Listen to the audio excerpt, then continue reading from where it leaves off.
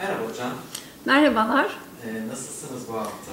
İyiyim, teşekkür ederim. Sizler nasılsınız? Teşekkürler, bizler de iyiyiz. Sizi de iyi gördük. Teşekkürler. Hocam bu haftaki konumuz botoks. Evet. Botokstan bahsedeceğiz. Başlangıç yani ilk soru olarak botoks nedir? Botoks bir bakteriden izole edilmiş bir toksin proteinidir. Kozmetik tıpta yıllardır güvenle kullanabildiğimiz bir üründür. Hocam botoks etkisini nasıl gösterir? Botoks, sinir kas kavşağı arasındaki iletimi geçici olarak bloke eder. Böylelikle kas kasılması geçici olarak durur. Bu geçici süre kişiden kişiye değişmekle birlikte 4 ila 6 aydır. Bu süre sonunda sinir kas kavşağındaki iletim tekrar yavaş yavaş gelmeye başlar. Böylelikle klinikte de kişi kaslarını tekrar yavaş yavaş hareket ettirmeye başlayacaktır. Hocam botoksun ciltteki etkisi nasıl oluşur? Botoks kas gevşemesine yol açarak cildin gerginliğini azaltır, cildin yumuşamasını sağlar, kırışıklıkları açar, çizgilenmeleri azaltır ve parlak, net bir görünüm kazandırır. Hocam botoks nerelerde kullanılır? Botoks genel tıpta birçok alanda kullanılmaktadır.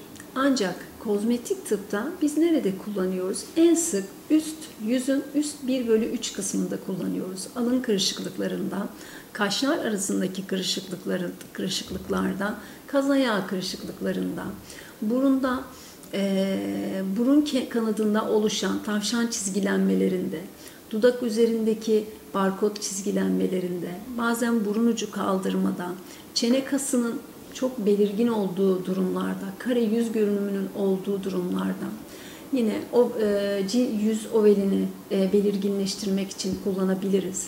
Yanaklardaki akordeon çizgilerini azaltmak için, boyundaki çizgilenmeleri, kıvrımların görüntüsünü iyileştirmek için botoks kullanabiliriz. Bunun dışında da botoksun birçok kullanım indikasyonu var. Ancak sıklıkla kullanım alanlarımız bunlar. Botoksun kozmetik iyileşme dışında etkileri var mıdır?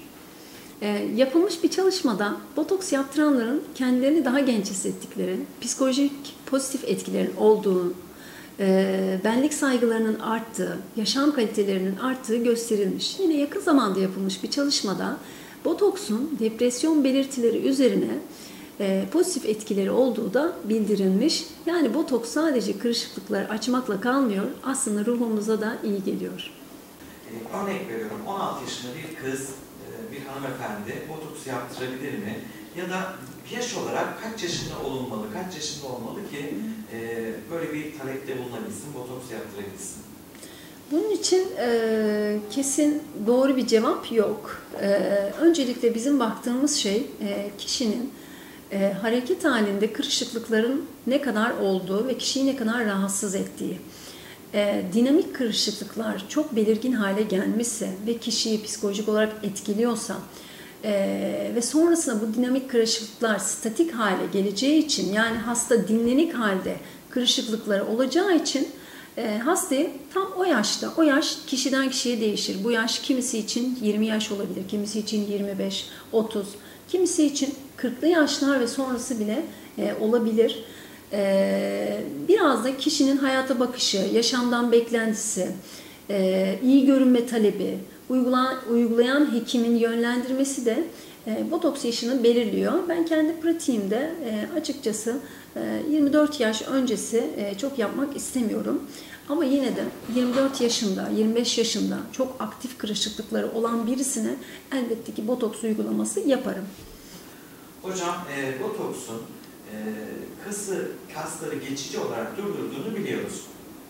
Fakat bunun dışında hangi etkiler oluşuyor? Neler yaşanıyor kasın derinin altında? Evet, botoks kaslar dışında da deride birçok noktaya etki eder. Aslında biz klinikte botoks yaptığımız hastalarda derinin parlaklaşması, yağlanmasının azalması, daha canlı, fresh bir görüntünün oluşmasını bu etkilerin olduğunu bildiğimiz için fark edebiliyoruz. Botoks ne yapar öncelikle? Ter bezlerinin aktivitesini azaltır. Yani terlemeyi bir miktar azaltır. Yağ bezlerinin aktivitesini azaltır, yağlanmayı azaltır, yüzdeki yağlanmayı, genişlemiş gözenekleri küçültür.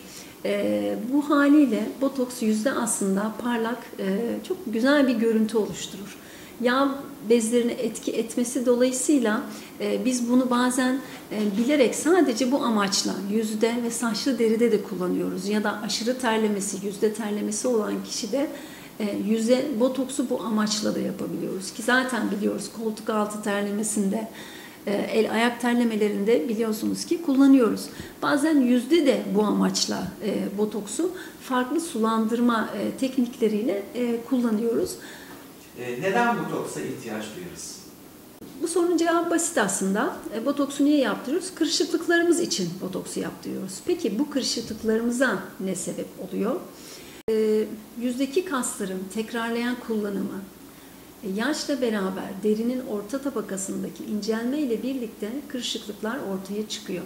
Bunun dışında kırışıklıklar ne zaman çıkar? Bu biraz genetik zeminde, yaşam tarzımızla, alkol, sigara kullanımı, uyku bozuklukları, güneş hasarı, telefon, tablet, floresan lambalar gibi ışık maruziyetleri, stres, beslenme, günlük yeterli sıvı alımı gibi birçok faktör aslında derimiz üzerinde etkilerde bulunuyor. Mevsimsel değişiklikler, iklim koşulları birçok faktör derimizi etkileyerek aslında yıpranmasına, incelmesine sebep oluyor. Bunun sonucunda da kırışıklıklarımız gözle görülür hale geliyor. Botoks da bu noktada bizim elimizi güçlendiren, yaşlanma etkilerini azaltan bir ürün. Güvenli kozmetik tıpta kullanabiliyoruz.